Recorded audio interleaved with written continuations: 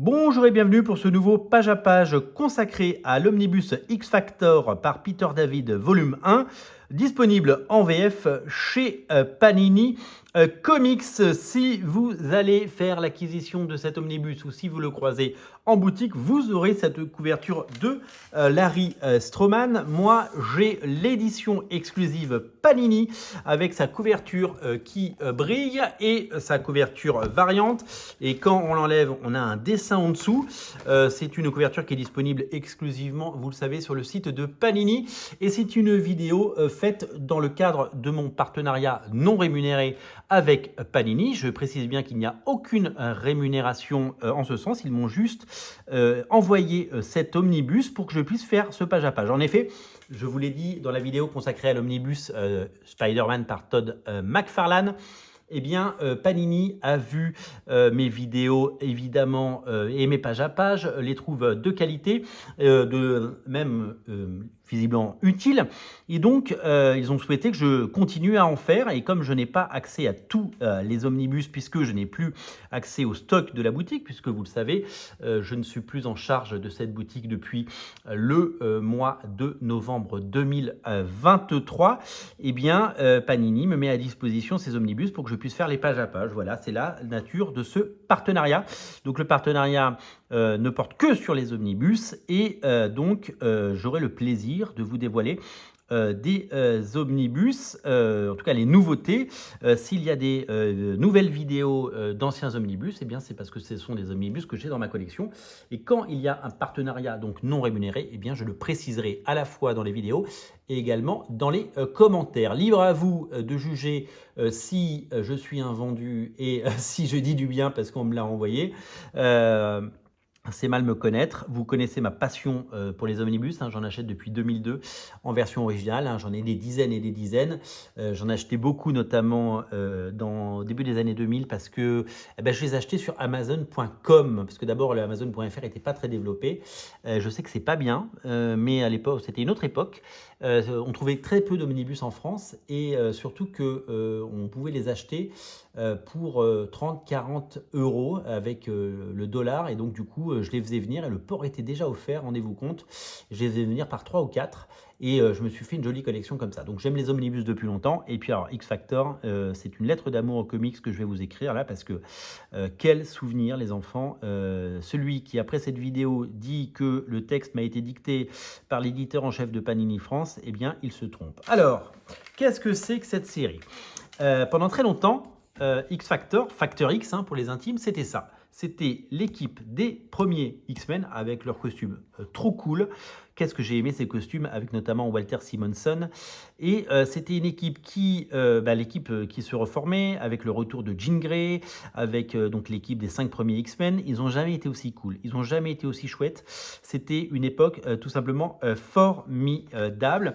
Il se trouve qu'au début des années 90, à l'issue des divers crossovers et de l'avènement d'une méga star qui s'appelle Jim Lee, qui va lancer sa propre série X-Men en 1991 et qui va tout péter parce qu'il va en vendre 8,5 millions d'exemplaires, eh bien, les membres de X-Factor réintègrent la série principale X-Men.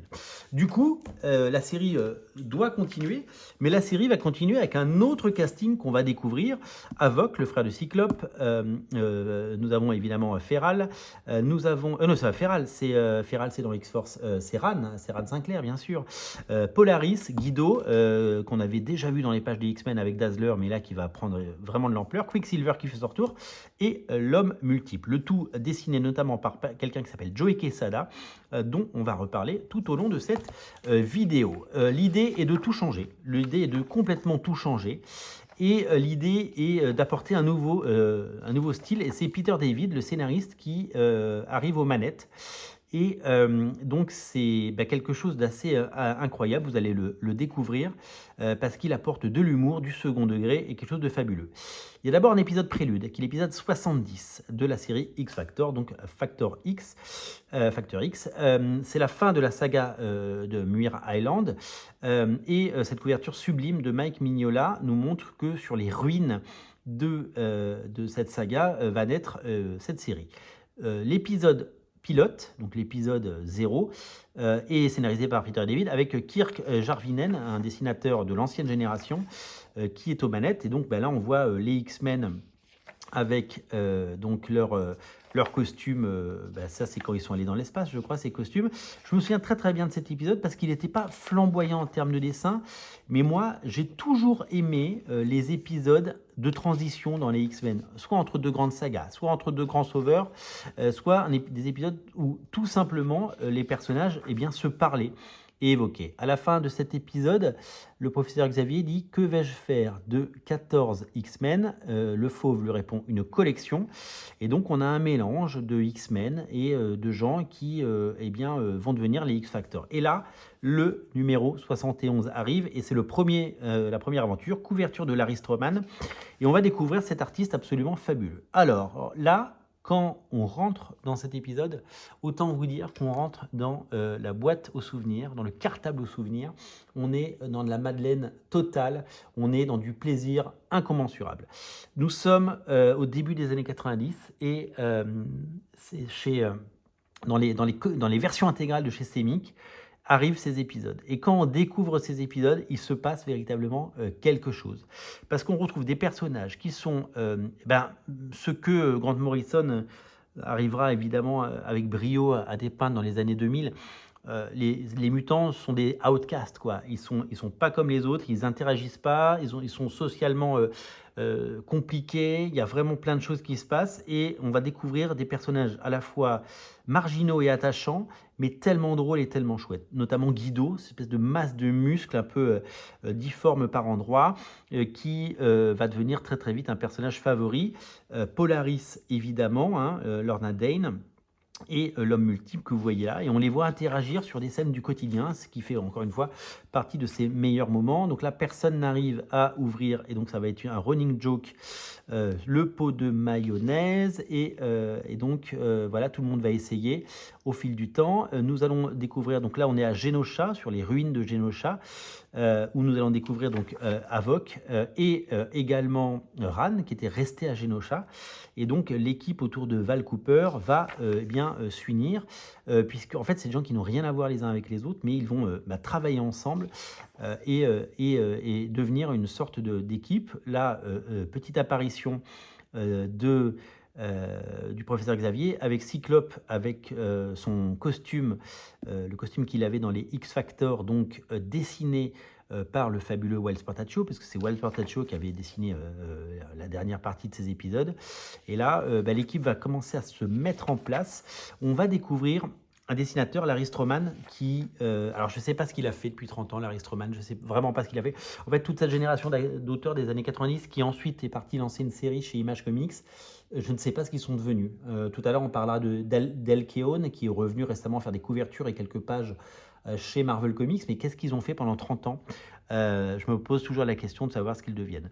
Là, l'homme multiple qui avait fait sa blague avec le pot qu'il avait scellé, se fait abattre, et donc on va devoir voir ce qui se passe. On découvre, je vous le dis, le style absolument incroyable de Larry Stroman. Donc voilà, ça commence par un meurtre, ça commence par un cliffhanger énorme. Madrox est mort, Jamie Madrox, et il va falloir enquêter. Donc l'équipe est en train de se réunir autour de cet événement, et donc je vous l'ai dit, c'est tout simplement Valérie Cooper qui va unir cette équipe. Et donc ce dessinateur, Larry Stroman, je finis ma parenthèse sur Larry Stroman, c'est un dessinateur qui dessine des volumes, qui a vraiment un style incroyable, et si vous voulez, il y a une énorme tradition chez Marvel de faire venir des talents fabuleux qui ne sont pas dans les codes qu'on pourrait espérer ou qu'on pourrait attendre de chez Marvel. Typiquement, quand Jim Lee est arrivé comme un ouragan à la fin des années 80 et a tout révolutionné dans les années 90, et puis qu'il y a eu cette génération d'auteurs fabuleux, Marc Silvestri, Wild Portaccio et bien sûr Don McFarlane, on voulait des gens qui dessinent comme lui. Et c'est bien naturel parce que c'était les meilleurs. Et puis il y a eu des dessinateurs comme Joey Quesada, qu'on verra tout à l'heure, Larry Stroman. Ces gens, ils ont un style qui change. C'est des gens que Marvel arrive à mettre sur des séries fortes, des séries principales, et ils arrivent à imposer leur style. Et au départ, on pourrait dire « qu'est-ce que c'est bizarre ?» Et en fait, on se rend compte que c'est tout simplement génial, c'est tout simplement génial. Alors il y a beaucoup d'humour, il y a beaucoup de gags, il y a beaucoup de mise en situation, mais le dessin de Larry Stroman, il est fabuleux, et ça me rappelle toutes les tentatives que Marvel a pu faire au fil des ans. Bill Sienkiewicz sur Les Nouveaux Mutants, souvenez-vous, Chris Bachalo sur Génération X, donc Larry Stroman, voilà, tous ces talents qui sont arrivés sur des séries qui n'avaient pas un style forcément évident ou grand public, et qui se sont imposés et qui sont devenus des maîtres. Donc Larry Stroman, je vous disais, mais qu'est-il devenu, parce qu'on ne l'a plus beaucoup vu après. Il a lancé une série qui s'appelait Tribe. Je ne sais même pas si elle a été terminée chez Image Comics, à la grande époque d'Image Comics, où tout le monde vendait des centaines de milliers de comics, et après, il a un peu disparu du radar. Je crois que j'ai les premiers numéros de Tribe quelque part, c'était assez intéressant graphiquement, mais c'est vrai que l'artiste a un peu disparu. Alors, bon, l'histoire... En fait, on se rend compte que c'est un clone, un double de Jamie Madrox qui est mort, mais ils vont quand même enquêter parce qu'il y a quand même un tueur de mutants qui se balade.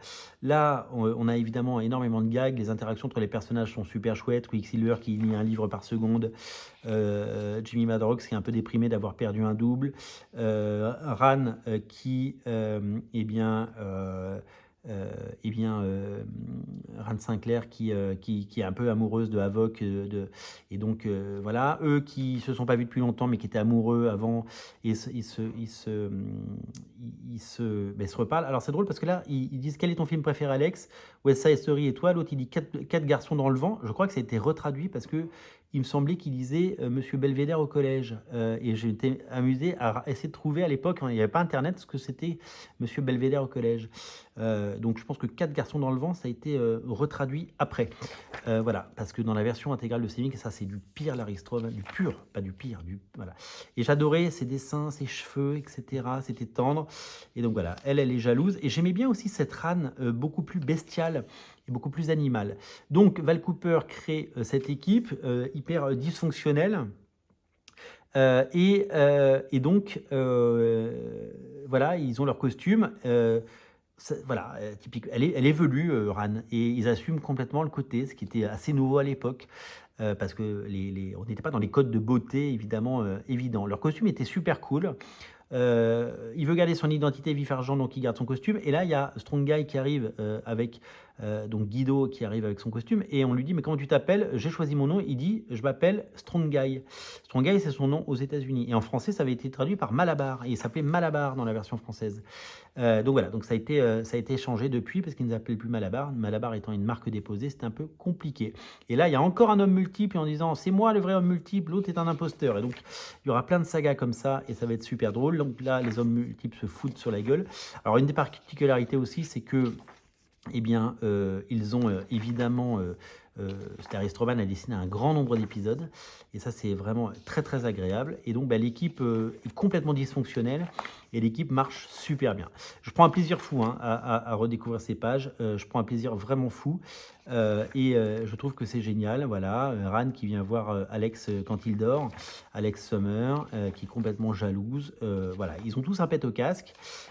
C'est jouissif, c'est drôle, c'est hyper intéressant, et donc, à chaque fois, il y a des menaces qui sont parfois un peu ridicules, mais tellement drôles. Ils pètent tout, ils cassent tout, et ils résolvent les problèmes. C'est une équipe dysfonctionnelle, ils n'arrivent pas à travailler ensemble, et c'est à chaque fois super chouette. Voilà. Et donc, cette galerie d'épisodes avec voilà, Mister Sinister, etc.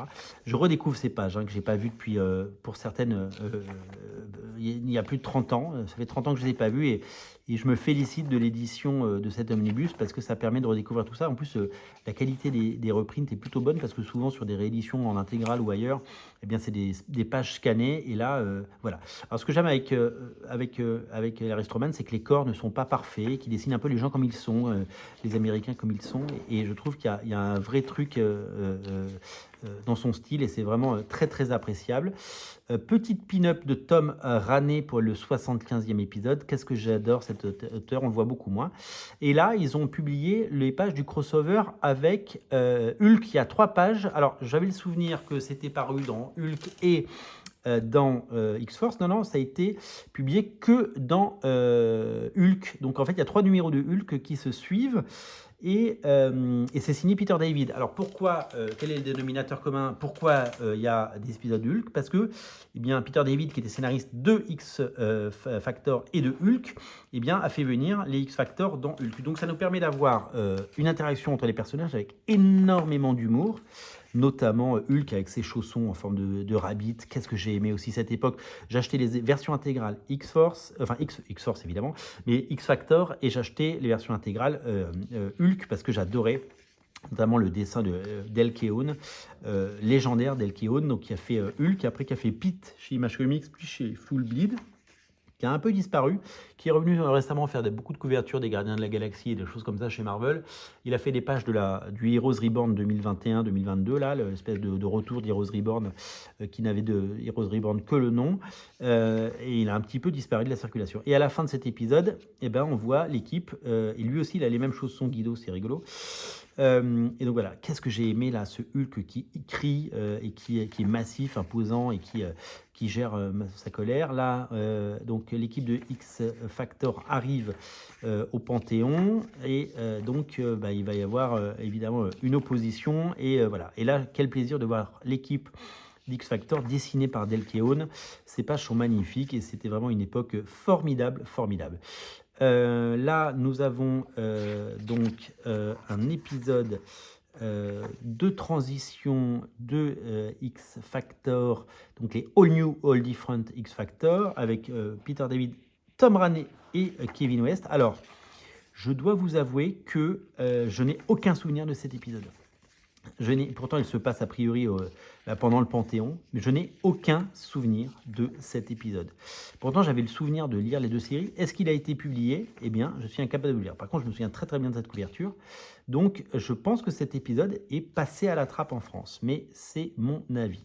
Donc là, Del Keown, évidemment, avec Val Cooper un peu soumise, un Peter David au sommet de son art, une série à la fois drôle, fraîche, pleine d'idées. Peter David, il a fait 10 ans sur Hulk, c'était génial. Et il a fait donc X-Factor, qui était fabuleux, c'était tout simplement génial. Là, on revient à la série, Larry Stroman au dessin, avec des épisodes mettant en scène, a priori, les personnages de X-Force. Voilà, et le Front de Libération Mutant avec le fabuleux Rocket, évidemment, Strife, et tous ces personnages. Un épisode qui me dit des choses, mais de loin. J'ai dû le voir, mais de loin. On arrive ensuite à l'épisode 78, couverture de Joey Quesada, qui annonce sa prochaine venue. Donc voilà, toujours autant d'humour et d'interaction entre les personnages. Ça a été la force de la série, de créer cette équipe dysfonctionnelle et drôle. Et Brandon Peterson qui fait quelques pages. Brandon Peterson, dans sa première époque, c'est beaucoup mieux ce qu'il fera après. On a un annual Shattershot. L'annual Shattershot. Alors Shattershot avait été publié dans un album X-Men, souvenez-vous, avec une couverture de Jim Lee. Et là, en dessin, on retrouve Joey Quesada, Derek Robertson et Joey Madureira. Alors là, on va prendre du plaisir. Donc là, c'est la première fois que Quesada, qui deviendra le dessinateur principal de X-Factor plus tard. C'est la première fois qu'il dessine un épisode de X-Factor, et c'est très joli, et son style était déjà chouette. Alors je me souviens qu'à l'époque, comme on ne jurait que par Jim Lee, moi je trouvais que Quesada, il n'avait pas forcément le niveau, mais je me suis trompé. D'abord, il l'a prouvé par le passé, même si dans cet épisode, son style n'est pas encore bien, je trouve... celui qui sera plus tard, je trouve qu'il y a quand même vraiment quelque chose d'hyper intéressant dans ces pages, parce que c'est flamboyant, quoi, c'est magnifique, quoi, c'est tout simplement incroyable. Cet artiste est légendaire. Donc voilà, voilà. Là on est sur Derek Robertson, petite pin-up de Bill Sienkiewicz. Derek Robertson, donc, qui avait encore son style tout rond, vous savez, le style qu'il avait dans les New Warriors. Encore du Bill Sienkiewicz. Derek Robertson, il n'avait pas encore fait The Boys, il n'avait pas encore fait tout ça. Mais il avait son style tout rond, voilà. Et puis, alors, ces pages, je ne sais plus dans quoi ça avait été édité, mais qu'est-ce que j'ai pu lire et relire ces épisodes de Cal et Guido. Joey Madureira au dessin, donc un des premiers boulots de Madureira, avec Guido et donc Cal, qui est Calvin, le Calvin de Calvin et Hobbes, évidemment. Qui se fait agresser, qui se fait boulier dans son école, et Guido va venir l'aider. Et donc, à partir de là, plus personne ne l'en mettra jamais. Voilà. Et ça, c'était vraiment, vraiment, vraiment, vraiment génial. J'ai adoré ces pages.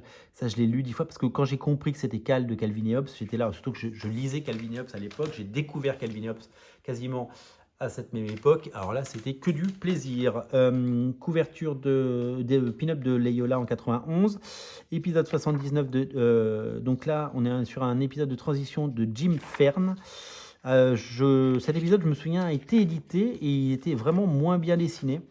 Donc du coup, je sais que je n'aimais pas quand il y avait des épisodes de transition par un dessinateur que j'aimais moins. On revient sur Larry Stroman avec Lorna Dane qui était vraiment... Elle a jamais eu de meilleur moment. En fait, tous les personnages que vous voyez là, Avoc, Lorna, donc Polaris, l'homme multiple, ils n'ont jamais eu autant de scènes épiques et de moments de gloire que dans cette série. Alors ça, j'adore parce que pendant très longtemps, je croyais que c'était une couverture de Wolverine, mais en fait, c'était une couverture de X-Factor. Ce titre, A Touch of Cyber, donc Cyber, c'est lui, equals death. C'est-à-dire que vous le touchez, il est mort. Et ça, c'était la force des comics des années 90. C'était que quand on lisait ça, on avait envie de lire l'épisode. Il y avait marqué, il vous touche, il est mort. Et bien ça, on a envie de le lire. Donc Larry Stroman au dessin, évidemment, avec toujours Peter David, c'est fabuleux. On avance, c'est tellement chouette. On va essayer d'arriver sur, évidemment, voilà, Joey Quesada qui fait les couvertures là. Épisode 82 avec Rurik Tyler au dessin. Alors, je pense que cet épisode aussi est passé à la trappe parce que celui-là ne me dit rien du tout. Soit il est passé à la trappe, soit je lisais moins X-Factor. C'est tout à fait possible. Couverture de Mark Pacella qui avait repris X-Force après Rob Liefeld. Et donc, dessin de Mark Pacella. Donc, c'est pas les plus beaux épisodes. On lui demandait de dessiner comme Rob Liefeld et il le faisait. C'était pas joli. Je sais pas si cet épisode a été édité. C'est pareil. J'ai un énorme doute. Et après, on arrive sur le X-Cushioner Song, donc le chant du bourreau. Incroyable crossover. Donc, dans cet omnibus, Panini réédite seulement les épisodes de X-Factor. Donc, vous n'avez pas toute l'histoire.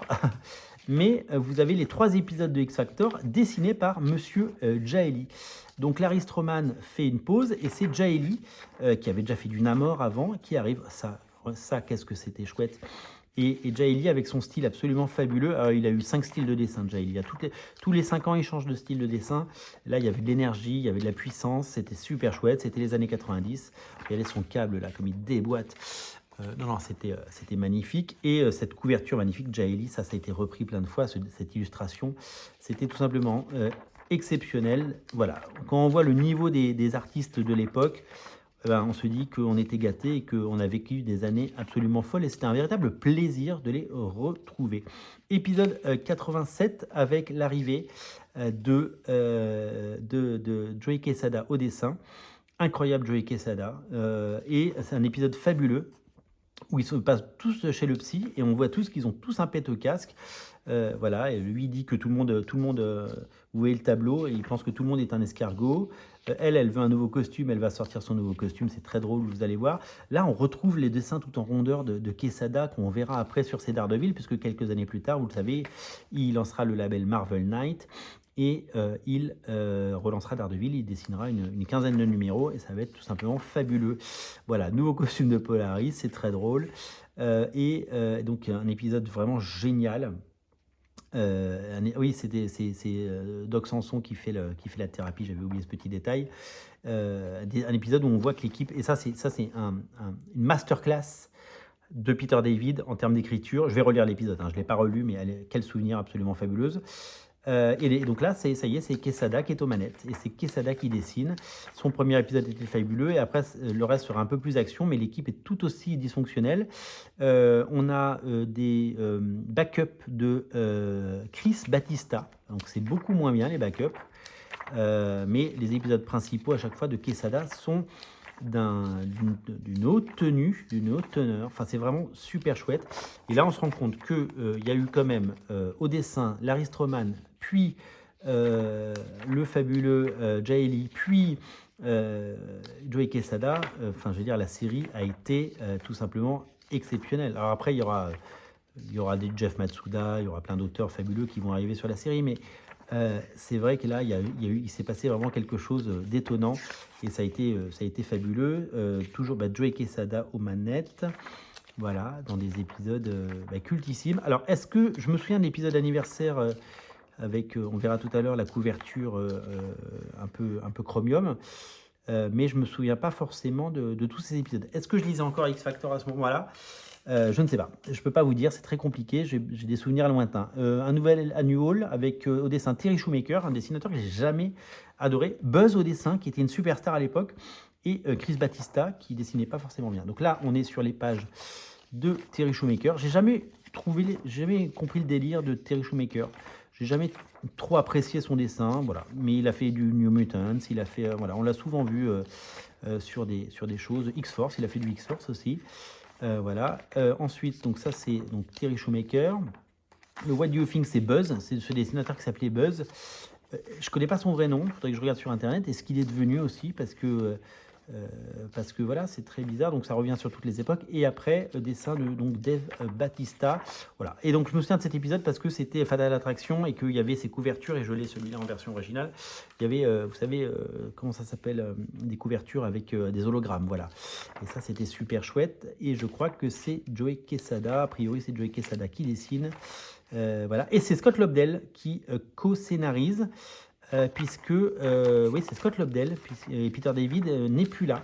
Scott Lobdell qui était un peu le mec qui scénarisait tous les X-Men dans les années 90. Il faisait X-Men, Uncanny X-Men, il a fait toutes les séries. Il a fait Génération X bien sûr, et voilà. Et donc, voilà, il y a moins le côté, voilà, là on est sur les crossovers, on est sur les événements, et il y a moins l'humour de Peter David, donc on change un petit peu. Couverture de Mike Mignola. Et là, c'est donc Peter David qui revient avec Terry Shoemaker et Colin Doran. Donc un épisode dont je n'ai aucun souvenir, donc je ne sais pas s'il a été édité en français. Souvent, il faisait l'impasse sur certains numéros, mais là, je sais, comme je sais, à l'époque, en fait, ça correspond à l'époque où j'ai arrêté de lire en version française. Je pense que c'est l'époque où Semic a arrêté et que c'est passé donc chez Marvel France avant de devenir Panini France. Et moi, je les achetais en VO. Donc, j'avais acheté le numéro Fatal Attraction, mais je ne pense pas que j'avais acheté le suivant. Donc, je ne sais pas si cet épisode est sorti. Celui-là, je m'en souviens très bien, l'épisode de l'annual, parce que c'est un épisode qui est dessiné notamment par Dave Ross et que je me souviens très, très bien de cette danse, de cette dame qui parle des camps de la mort. Et cet épisode m'avait assez troublé. Et puis là, on a le New Mutants Annual avec une couverture sublimissime de Rob Liefeld, Monsieur le Grand Rob Liefeld, et Doug Ramsey, le fantôme de Doug Ramsey, qui est pleuré par ses amis, mais qui revient. Je ne me souviens pas trop ce qui se passe. Voilà. Et là, on a des pages de X Factor Annual 1986. Non, c'est pas 86, mais la série avait débuté en 86. Voilà. Donc, des épisodes donc on a voilà que je ne connaissais pas, et voilà. Et donc là c'est tout le travail préparatoire. Superbe pin-up de Del Keown, génial, je m'en souviens, je l'adorais, je l'ai regardé pendant des heures celle-là. Dessin de Greg Capullo, les superstars d'aujourd'hui étaient déjà là hier. Brian Stilfries, bon, il y avait beaucoup de swimsuit issues, Joey Quesada dans ses œuvres, Larry Stroman, le génialissime, Georges Pérez, Monsieur Georges Pérez, le regretté, Ron Lim, Adam Hughes, qui dessinait déjà des pin-ups sublimes, Larry Stroman, et les couvertures de Joey Quesada et Larry Stroman en noir et blanc, et bien sûr la couverture sans hologramme et quelques pin-up avec donc la couverture de l'édition classique que vous trouverez partout en librairie, et avec les couvertures recolorisées pour les besoins de ces albums par les équipes de Marvel. Voilà pour ce sublimissime omnibus. Alors si vous aimez X Factor, craquez pour ce X Factor de Peter David, Larry Stroman et Joey Quesada, ce tome 1. Donc l'édition classique est disponible en librairie, bien entendu. Et si vous aimez les vieux épisodes d'X Factor, c'est disponible en intégrale. Le tout évidemment chez vos libraires, bien entendu. Je vous invite évidemment à découvrir tout ça parce que moi j'ai replongé dans quelque chose de phénoménal. C'est un véritable plaisir de replonger comme ça dans ces époques. Vraiment, je me régale. Et c'est vraiment un plaisir incommensurable. Voilà. Donc si vous aimez ces vidéos, je peux en faire plein d'autres. Surtout que voilà, si je peux continuer à recevoir les prochains omnibus, les prochaines sorties d'omnibus pour en faire des pages à pages, voilà. Les prochains pages à pages consacré à des séries déjà sorties et c'est des omnibus qui font partie de ma collection, donc ils ne font pas partie de ce partenariat puisqu'ils me sont à moi, je les ai achetés. Donc vous verrez, il y a des vidéos qui arrivent dans les prochains jours qui sont déjà programmées. Et si vous aimez ces vidéos, vous pouvez mettre un commentaire, un petit pouce en l'air. Vous pouvez évidemment partager ces vidéos et je vous mets le lien de mon compte Tipeee pour alimenter le compte de la chaîne, puisque la seule source de revenus de cette chaîne, c'est ce compte Tipeee. Donc si vous voulez que je continue longtemps à faire des vidéos de qualité, mettez ce que vous pouvez en fonction de vos moyens et de vos envies. Merci de regarder ces émissions et d'être très nombreux. On se reparle très bientôt. En tout cas, quel plaisir de redécouvrir le X Factor Omnibus volume 1 par Peter et David. C'est du plaisir, les amis. Salut.